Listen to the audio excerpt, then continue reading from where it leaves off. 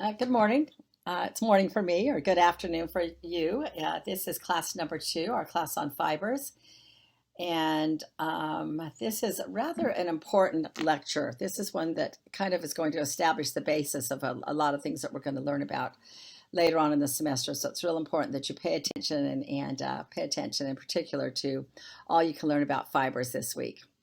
Of course, I'm using the same notes that I use when I teach the class via Zoom, so some of them won't necessarily be applicable. We're not gathered together as a class, so you don't need to write anything in chat for the rest of the class to read, but I have my Zoom students put something quirky about them in chat at this point so I can get to know them a little bit better. My quirky thing is that I have ridiculously well-ordered and well-organized drawers, closets, and pantries. I love creating order out of chaos. It's just something that I do. We talked about sustainability last week and things that you could do to kind of repurpose some old textiles into something new. And this shows you a couple of things that I've done recently. I took two beautiful rugs that I've had for some time, two beautiful hand-woven wool rugs that I didn't have any need for on the floor, and I repurposed them into cushions for a window seat, and you can see that in the upper right image. And then I made pillows out of a silk linen blend to go in that window also. And the beautiful green needlepoint pillow is was an unfinished pillow top that I bought secondhand and made that into a pillow. So repurpose something old. Also, you'll see a couple of images in the backyard of our house in the Rancho Mirage area of Palm Springs, a house that we moved into just a couple of months ago, and I just finished the decorating process. Needed some more furniture in the backyard, and I had a piece of glass. I don't know that you can really see it too well in this image. I had a piece of glass in the garage, and I made a tabletop out of it just by putting it over some Mexican pots that I filled with artificial flowers, some eucalyptus leaves and some lavender. Made a real pretty little setting and pulled it all together with a rug.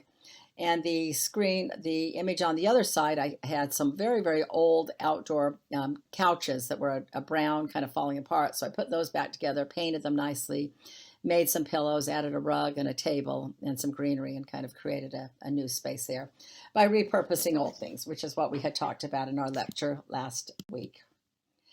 We won't open class with a prayer because we don't have a group, but I want you to know that I do have a prayer in my heart, and hope that you do as well, that you will be susceptible and be able to learn well the things that I'm teaching you today to help you become better designers. I've graded your papers from the video, From Sheep to Wool, and it seemed like most of you enjoyed watching that, learned quite a bit, and we will discuss that with a future slide, so we won't talk about that right now. So we'll talk about that in just a minute. And many of you seem to enjoy that class or that video. Also, I think most of you received your swatch books by now. Hopefully you got them in time to complete last week's assignment to mount the fabrics in the swatch book and then label the swatch number and the fabric name. So hopefully that's been done by now, and you'll have another assignment to complete in the coming week in the swatch book. So hopefully you're keeping up with that assignment. This is an image of silk, which is one of the main fibers that we're going to talk about today.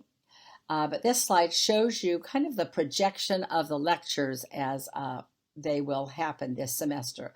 Of course, last week we talked about the aesthetics or the characteristics of fabric, and then ended the class by talking about sustainability in design. Today we're talking about fibers, as I've mentioned, both natural and man-made or manufactured, and I'll use man-made and manufactured, those two terms interchangeably. So we need to understand the fibers kind of on a cellular level so that we understand the characteristics, because in future lessons we're going to talk about how these fibers are twisted into yarns or threads, and then that linear material is eventually made into fabric. So we'll talk about the fabric structure and how cloth is made, and then the fabric design, how it looks, and all of the different dyes and other components that give it a specific look. And then we'll finish up by talking about finishes and treatments, which is usually the final step for this. So our objective is to understand the types of fibers that are commonly used in interiors, both natural and handmade. As we talk about fibers today, I'm going to show several slides from a trip that I took to Central Asia, the 5 stands, the Silk Road. It was really a textile pilgrimage as I studied cotton in one region, wool in another, and silk as well. And the Silk Road history is you may or may not be familiar with it, but the Silk Road is an imaginary road through Asia where textiles, primarily silk, and other commodities were transported west to Europe from the east, from many areas of Asia from the 12th to the 14th centuries. And Marco Polo lived in the 13th and 14th centuries and recorded some of the history of the Silk Road. So my 16-day trip, I was planning to wear a silk wardrobe on the entire trip in celebration of being on the Silk Road. But my luggage got lost in Istanbul on my way there, and it was not retrieved until 10 days later. So I ended up buying 2 shirts, a pair of pants, and a dress, and I wore those primarily for the next 10 days until my luggage arrived. But let me show you the area that I'm talking about of Central Asia. Uzbekistan is right there in the middle of Central Asia. Turkmenistan is in the bottom. It borders Iran. Tajikistan borders Afghanistan and Pakistan. Kyrgyzstan has China just to the east, and Kazakhstan is the large country up on top with China to the east and Russia to the north. So that gives you an idea of where I was traveling when I talk about being along the Silk Road or in the 5 stands. So this slide is one that you really need to pay attention to. I want you to take a screenshot of this or take a picture of it with your camera. This is the basis of everything that we're going to be learning in this class this semester. I need you to have a good understanding of natural fibers versus manufactured fibers, and there are 4 subcategories, because understanding the fibers that go into making fabrics will help you understand the ultimate characteristics of these fabrics that we use in design and how they should be used and which ones are better for different applications. So you need to understand this basic slide and make sure you have a picture of that right now before we move ahead. Okay?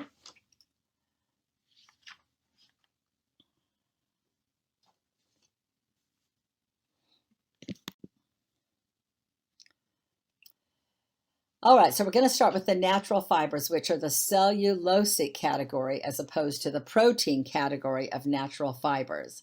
And for the most part, we're going to talk about cotton and linen. All right, so seed is the cotton cotton is the fruit of the cotton plant.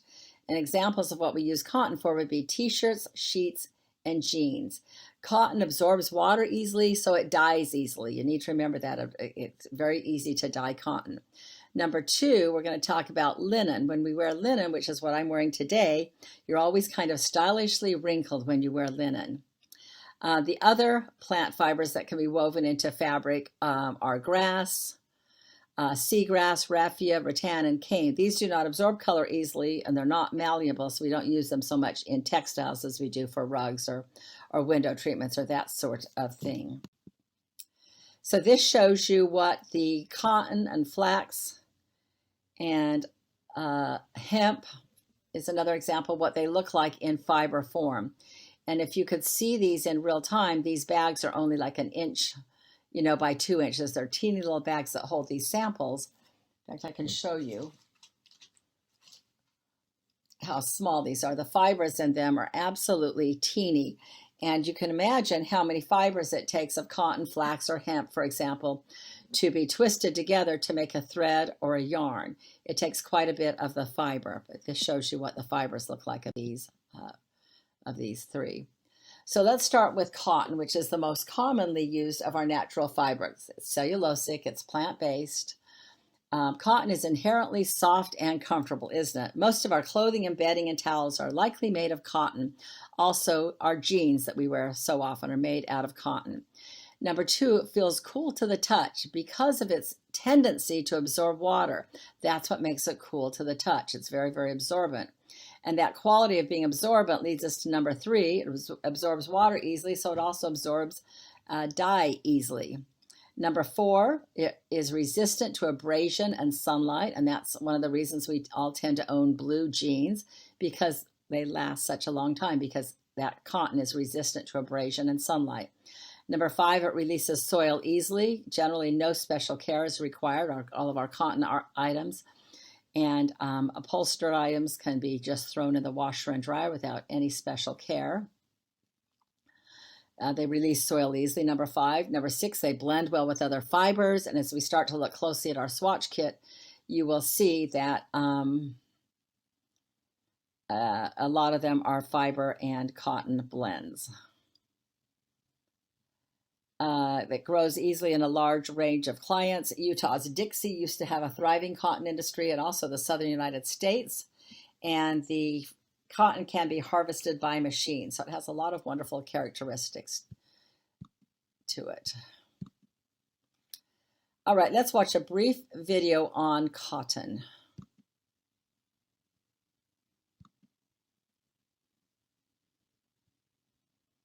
Which it looks like the video is not going to play in this format, so we'll skip that for now.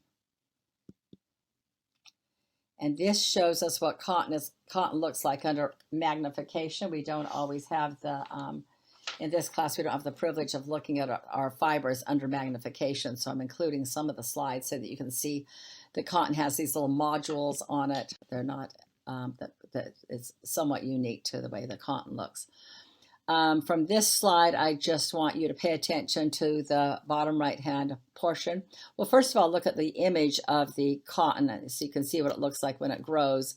Actually, on the cotton plant, you get these big balls of fluffy cotton that are made up of thousands, tens of thousands of little individual fibers that eventually need to be processed and twisted into threads or yarns. This slide teaches us a little bit about the mercerization process. John Mercer in 1844 developed a chemical process that does a few things to the cotton. It increases the strength, bulk, luster, and the dye affinity of cotton. It also makes it so it doesn't have to be ironed quite as often. But this mercerization process makes it wear out a little bit faster. So just a few things to keep in mind with treatment that can be done to cotton. Now back to my Central Asia trip. This is a cotton, we're talking about cotton, and this is a cotton vest that I purchased on the left side here. And I'm wearing a cotton dress in this image on the right with the other women that I was traveling with. A cotton dress that I had to wear over and over again, of course, because I had lost all of my clothing, but cotton. All right, let's move on to linen and other bast fibers from bast plants. These are also cellulosic or plant-based fibers, just like cotton. And this would include linen, jute, hemp, ramie, and sisal. Get my notes caught up to where I am. Fibers have to be removed from the plant stem or leaves, and they go through a retting process where a portion of the plant is allowed to rot. And some of the characteristics are that it's smooth, crisp, hard, cool, brittle, and wrinkle prone, but it's vulnerable to upholstery abrasion. Number 5, it's naturally tan, but we know we can bleach it out to be a lot of different colors, especially we can bleach it to be a bright white, which is a common color that we see for linen. However, number 6, sisal and jute don't dye easily, so they're used in carpet backing, more stiff and affordable, but not necessarily in our clothing or our upholstery fabric. And it looks again like I'm not going to be able to play the videos in this format. So I'll have to figure out how to fix that in our next class. So we're going to miss a couple of videos from this class.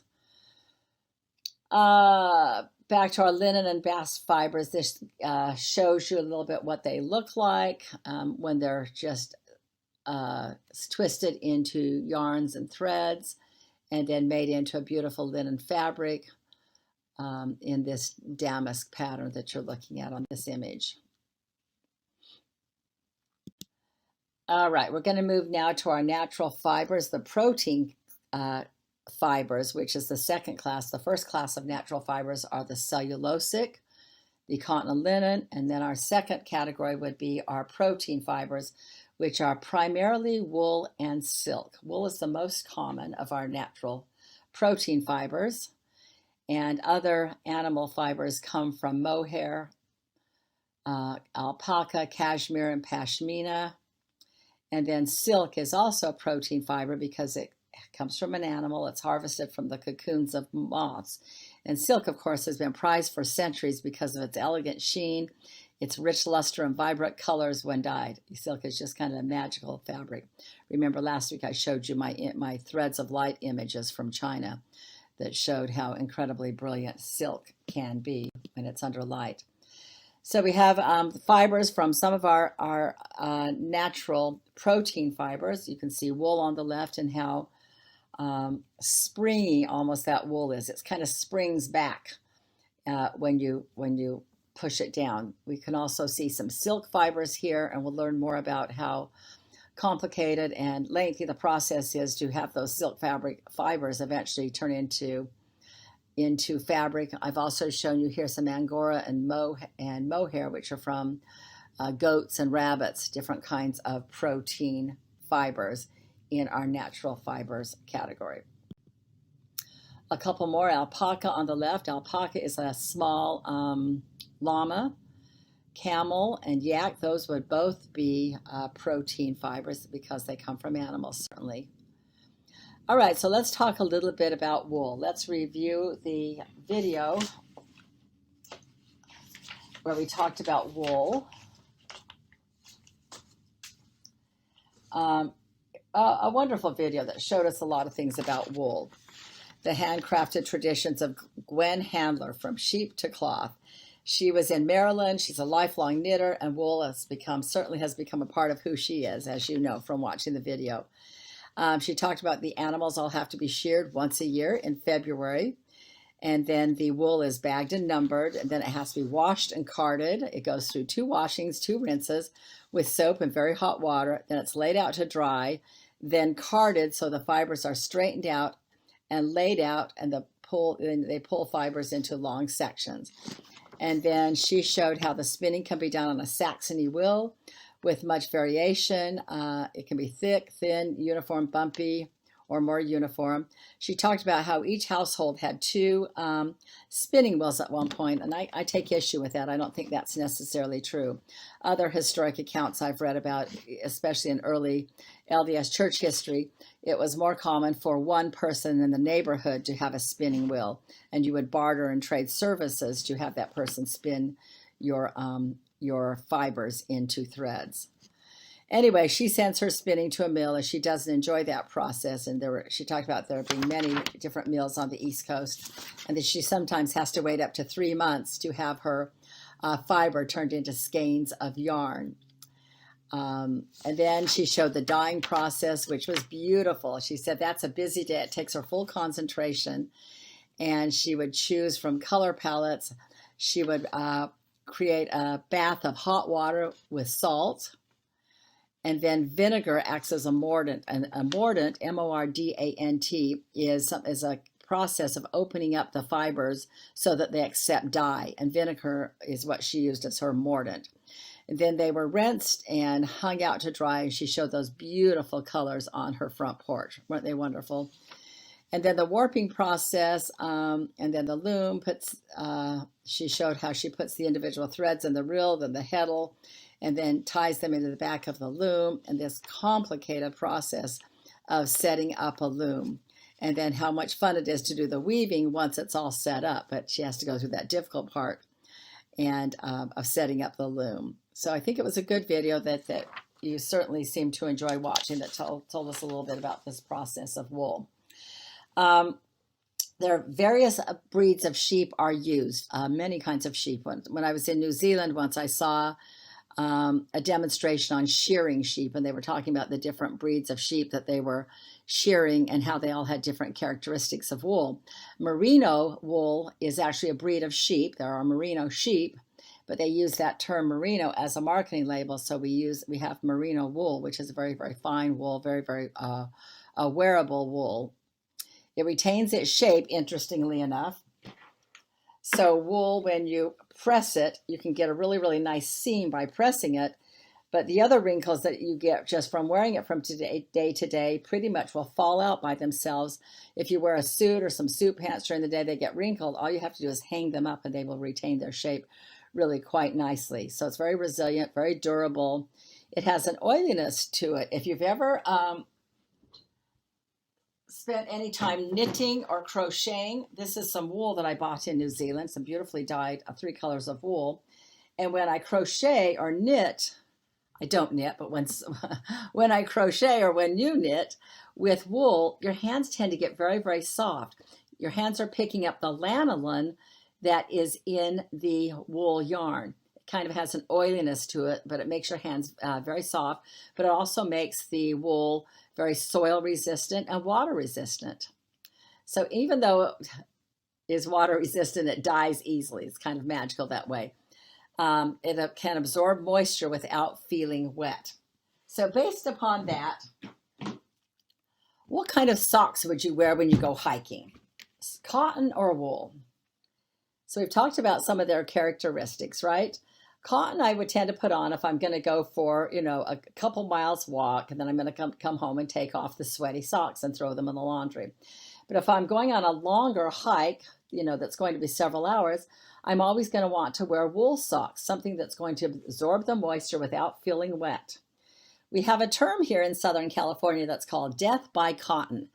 It's a hiking term that we use here. That means if you've been hiking all day long in Southern California, you're wearing your cotton socks, you're wearing a cotton t-shirt, you're wearing some cotton shorts. They're absorbing the moisture from your body, but they're hanging on to that moisture. And they're wet and cool, which feels good during the day. But the minute the sun goes down, you're going to be very cold in that wet cotton. And we call it death by cotton because you just can't stay warm in wet cotton once the sun goes down and the temperature changes. However, if you're wearing wool and it can stay warm without feeling wet, even though it has some moisture in it or it's pulling that moisture away from your body, you can still stay warm with wool on.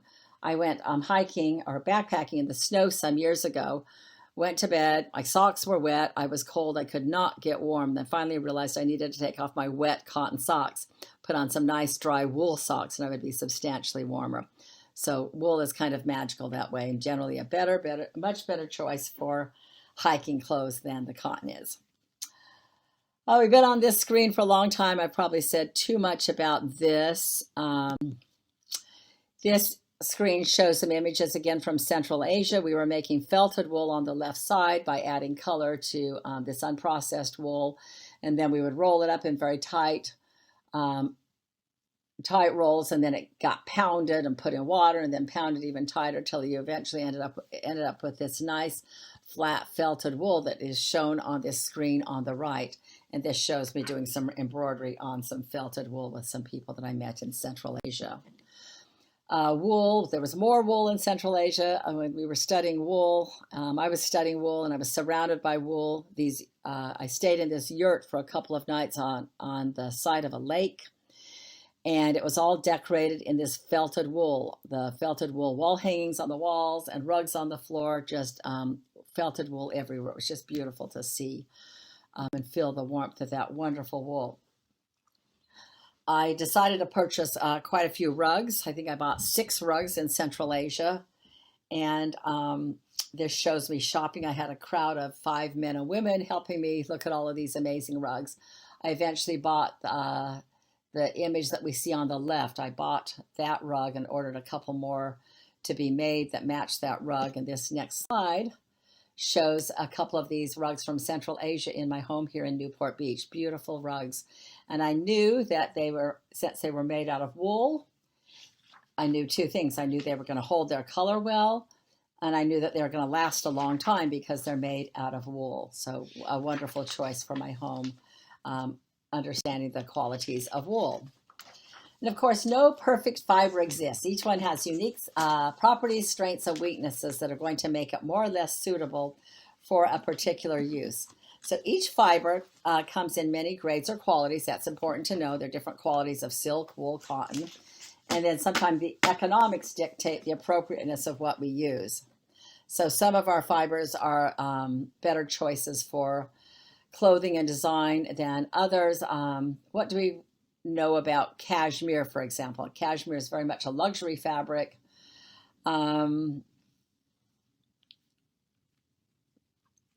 Let me get to the right place in my notes here. We can talk about cashmere. Why is cashmere so expensive? Do any of you know much about cashmere? It comes from the soft undercoat of goats that are bred to produce the wool. So it takes more than 2 coats to make a single 2-ply sweater. And of course, they can be the wool can be taken off, and it's sustainable. It's going to grow back. The goats are not harmed at all in the removal of this wonderful cashmere wool from their bodies. But this warm undercoat has to be separated from the coarser protective top coat during the spring molting season, which is a labor-intensive process that typically involves the combing and sorting the cashmere hair by hand. These factors contribute to the relatively low global production rate of cashmere, approximately 6,500 metric tons of pure cashmere annually, as opposed to 2 million metric tons of sheep wool. So obviously number 3 on our chart is very true. Economics dictate the appropriateness. Cashmere is going to be expensive, and we're not going to use it as much as we do wool. However, somebody I know has more than her fair share of cashmere. I absolutely love it. And this shows some of my sweaters and gloves and scarves that are made out of cashmere.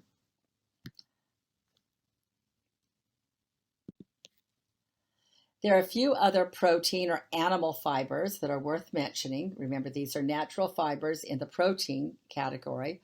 Mohair is the fleece of the Angora goat. Alpaca is a small llama, and it has a rich range of natural colors. Cashmere, which we just talked about, is often dyed like wool. We talked about that in the previous slide. And pashmina is cashmere that is often blended with silk. So we have 2 of our protein fibers blended together to give us pashmina. Now, you see an image of a quilt here on your slide. This is called the Reconciliation quilt. It was declared by Sotheby's auction house as the most valuable piece of Americana art in existence. It was purchased for $250,000 and then donated to the museum at the International Quilt Study Center in Lincoln, Nebraska bought this quilt. And as part of my graduate program when I was there, it was my job to study this quilt, the Reconciliation quilt. And we knew that the face of the quilt was made out of cotton, but we didn't know what fiber was used for the batting inside the quilt. So my job was to examine this under close magnification, see if I could find any loose fibers from the batting that had escaped from the center to the outside, and I was to examine those fibers under magnification and try to determine what fiber it was in the batting. Well, I looked and looked and looked. I finally found just a bit of the batting that I could pull out and look at under magnification. We assumed that the batting was going to be king, as cotton was king during the height of the Civil War period in the United States in the 19th century. So I made slides of 3 of the fibers that I found and viewed them under 100 times magnification and could not tell what the fibers were. I studied the fibers on the outside of the quilt and found not only cotton, but I also found wool in the applique on the top, which was a surprise. But then I looked at them under higher magnification, 3,200 times magnification, and could not tell what the fibers were. They weren't anything that I recognized. And I finally had to get help on this project to find out that the batting on this quilt was actually made out of alpaca.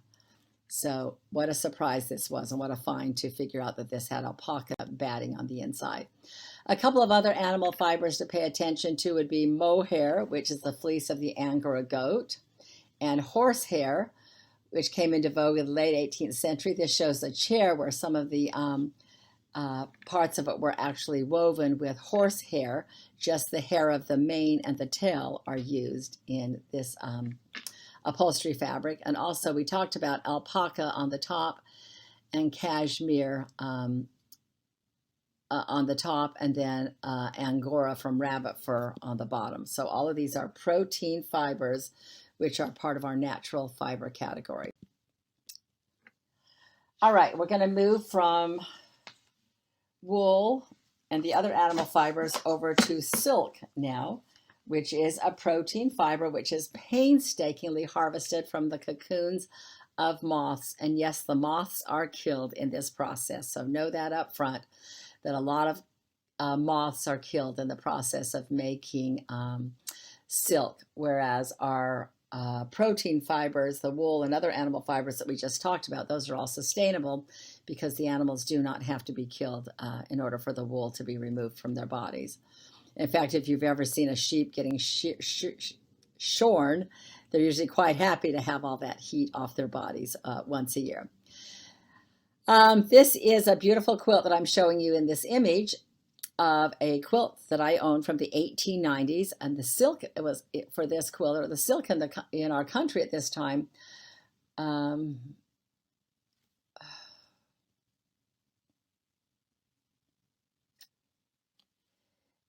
silk in the 19th century in the United States was often treated with chemicals and salt in order to make it drape better, and then the chemicals and salt also added weight to the silk. The silk was sold by weight, so they could sell it for more money if it had these chemicals and salts added to it. But unfortunately, it has made the silk kind of disintegrate. You can see in the close-up of this quilt that the silk is shattering and isn't holding up as well as it should have been because of the treatment that went to it. Number 2 on this slide, silk has an elegant sheen, a rich luster. The colors are vibrant when they're dyed.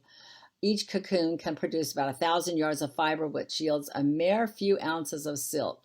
Silkworms eat mulberry leaves, and the genus and species of the most common silkworm is Bombyx mori. So that gives us just a basic understanding of these some of the characteristics of silk, which is a protein fiber of our natural fibers. Now, silk does not hold dye as well as some other fibers. And I learned this the hard way. I bought some beautiful orange curtain panels online from Ethan Allen, thinking they were red, and when they arrived, they were a bright orange color. So I spent 2 solid days dyeing these large panels of orange silk and dyeing them to be a beautiful red color that you see on the right. Now, unfortunately, I didn't realize that these were not going to hold their color well. So the one that's on the left in this picture is in a bright south-facing window that gets lots of sun, and they're fading back to the orange color. And the curtains that I dyed that are on the right side, or the north-facing side of my house, are hanging on to the rich garnet red color. So unfortunately, I'm going to have to come up with a new plan, probably re-dye these curtains because they're turning orange on me, which does not work in this aesthetic. Okay, so this shows us a little bit more about this beautiful silk and how it is made. And I have a video to show you, which apparently is not going to work in this format, but it shows you how the silkworm, this Bombyx mori, actually creates a cocoon. He eats mulberry leaves and then night and day for many, many weeks, and then he gets ready to spin his cocoon. The cocoons are made from a filament fiber that is released as a continuous strand before the moth matures and evacuates, unless he is going to be killed. So let me show you a couple of these cocoons here. In this little bag that I'm having a hard time opening, but I want to show you these silk cocoons. You can see them in the pictures. They're rather small. And if I shake them,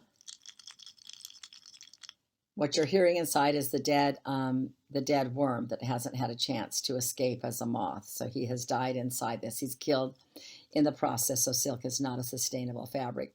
If you look at this closely, you can see the fibers coming off of this, and it's those fibers that are extracted to eventually make silk thread or silk yarn that can be woven into fabric. So it's quite a complicated process to get the fabric that we eventually use. So we won't be showing this video. I'll see if I can get the videos to work on subsequent lectures.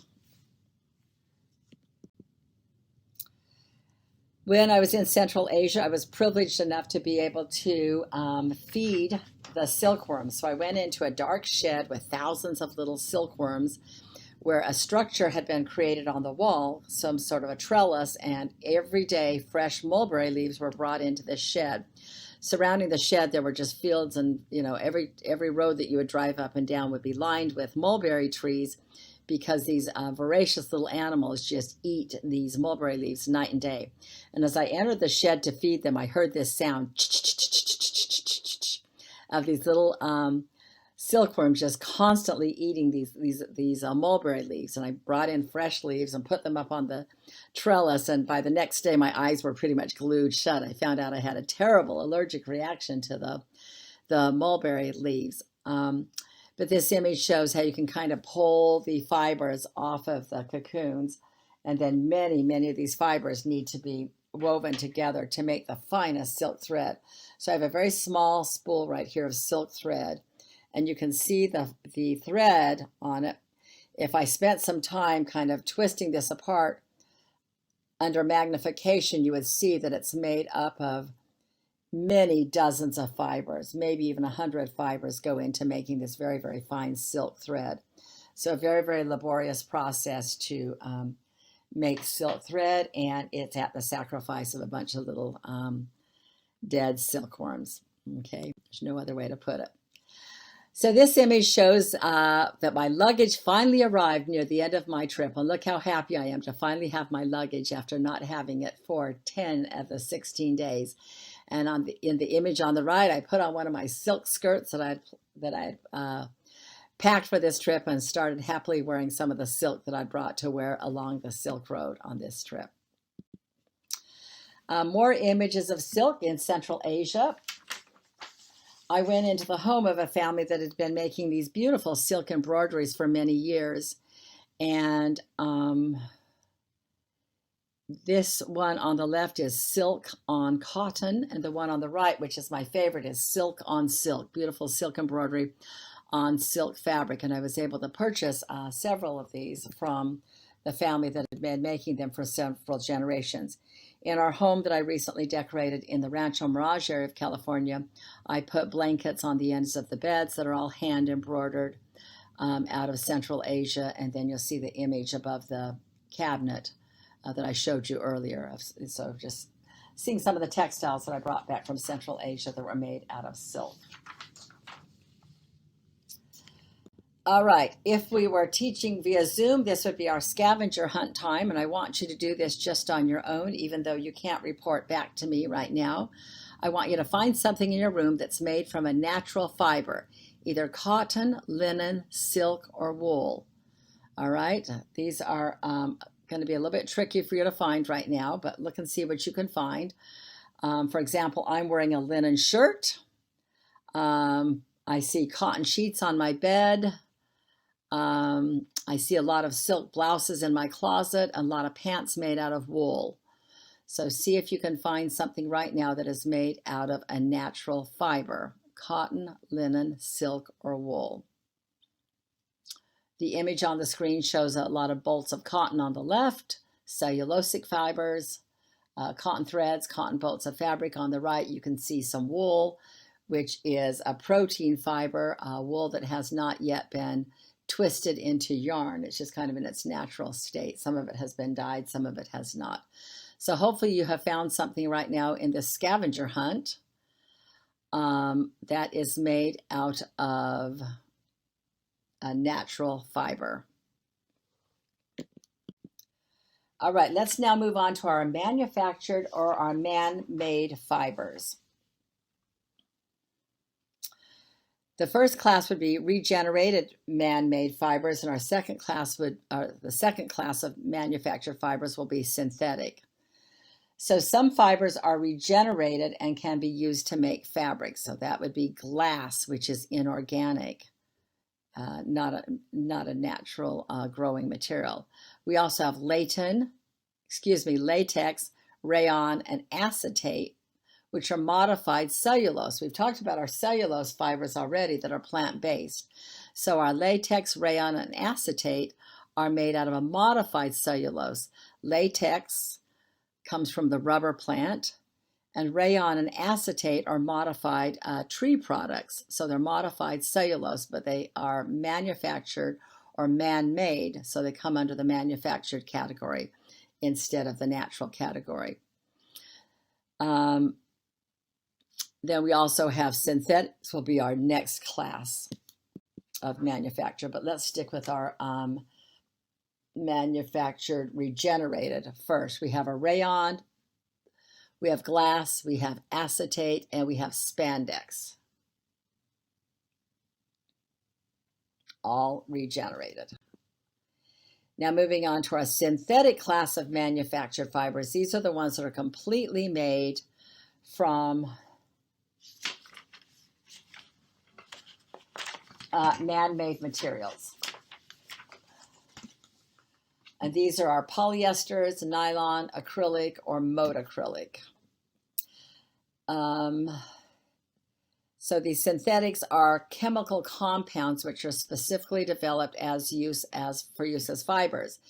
These have come a long way. When I started using polyester in the 1980s, 1970s, it was absolutely awful. It felt nothing like the polyesters now. They've been developed to such a high level that we use our synthetics in upholstery much more than we use our natural fibers.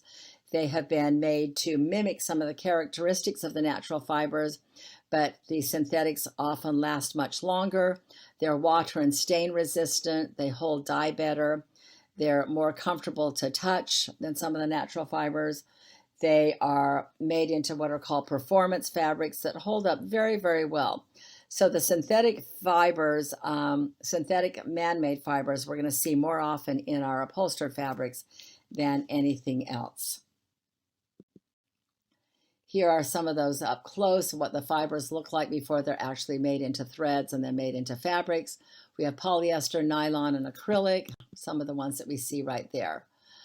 Okay, so we've talked about polyester as a synthetic and some of its characteristics. We've already covered most of these. It's light resistant, wrinkle resistant, abrasion resistant, easy to clean. Good vertical fabric meaning that it holds its shape. Synthetic man-made fibers are long-chain polymers that are derived from chemicals. They're made entirely from chemicals. And this gives us some of those characters, but we don't need that many characteristics. We don't need to know that much detail. We also have nylons in this category, synthetic man-made fibers. Most durable. They do not uphill because they have no short ends on the face. And they just hold up very, very well in upholstery fabrics. Nylon was first invented to be used in toothbrushes, just that nylon filament. And then when it's spun and turned into a fabric, it tends to blend well with other fabrics and has a lot of great characteristics that have been built into nylon. Acrylic was first developed to mimic wool. It can be light and fluffy, can look a little bit like wool, but it doesn't hold up nearly as well as wool. And we certainly don't use acrylics generally in upholstery fabrics. It's generally not flame resistant. Mode-acrylic spandex has properties similar to latex or rubber. It blends well with other fibers. It's often called lycra. That's what's going to be mixed into your yoga pants or things that need to return to their shape more easily or hold their shape more easily. That would be where we would use spandex or lycra. Olefin, we don't see that too often, but that comes in under our synthetic and man-made fibers as well. So we won't take time to do this scavenger hunt. Well, we can't do it as a group, but I'd like you to do it individually. I'd like you to see what manufactured fibers you can find right now. The first place to look would be your yoga pants, which are probably going to be a polyester mixed with some sort of a spandex or latex to help them retain their shape. So look at your synthetics right now, your manufactured fibers, and see what you can come up with in terms of something that you wear or something that's in your room that is made up of these manufactured fibers, either regenerated or synthetic fibers. So you should be able to find some of those quite easily in your rooms, wherever you're sitting right now. So let's just take a moment, and I want to review with you. You're going to need to access this list that I told you to take a screenshot of that teaches you about the difference between the natural and the manufactured fibers. I'm going to hold up several fibers, and then you're going to need to answer out loud in your room where I can't hear you which category you would put these in. So we're going to start with an alpaca fiber. And I want you to identify where that would fit on the chart. And obviously that is a protein natural fiber. I'm turning to rayon next. And if you're looking at your chart, you're going to easily identify that as a man-made, regenerated fiber. So rayon is a tree byproduct. Nylon. Hopefully you'll now recognize that as a synthetic, completely man-made out of chemicals.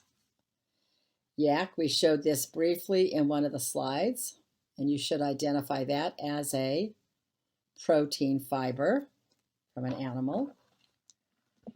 We also have Angora, which is another protein fiber that comes from an animal. Silk. We talked at length about silk, protein fiber. Flax. Remember flax? We talked about that right after cotton. It's a natural fiber. It's cellulosic, the bast family. Cotton, of course, our most common fiber, our most common natural cellulosic-based fiber. Let's do just a few more of these. Mohair. You should recognize that as a protein fiber. Acrylic comes in our synthetic, man-made category. And let me just choose a couple more here to show you.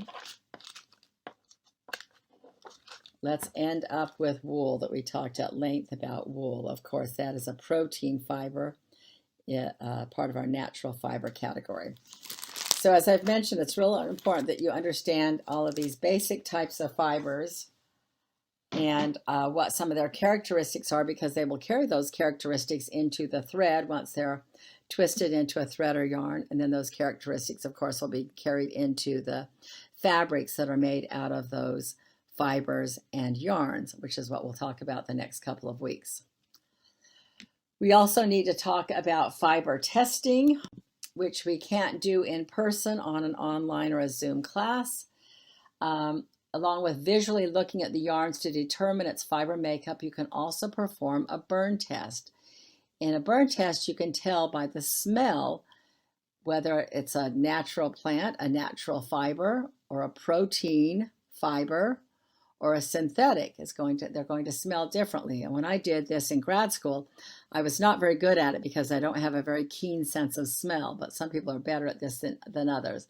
The natural plants, the natural fibers are going to smell like burning grass, which is not surprising for the cotton and linen.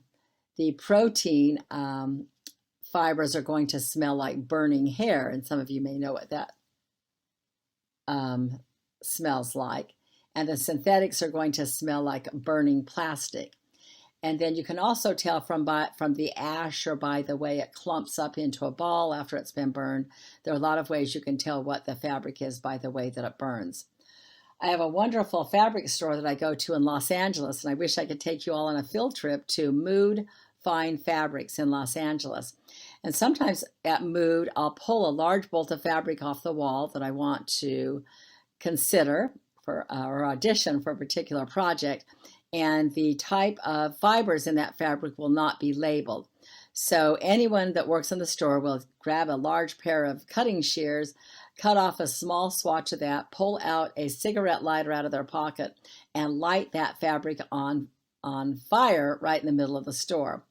They allow it to drop to the floor, they smell what it smells like, and they see how it burns, and they can immediately tell me, I mean, these are experts, they can immediately tell me the fiber content and whether or not it's a combination of several different fibers.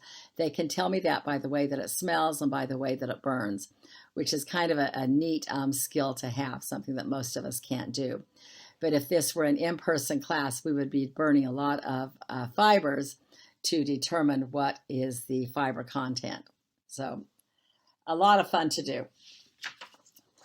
So our class was a little short today without the use of the videos. I'm going to have to figure out how to get the videos to show up in other PowerPoint presentations.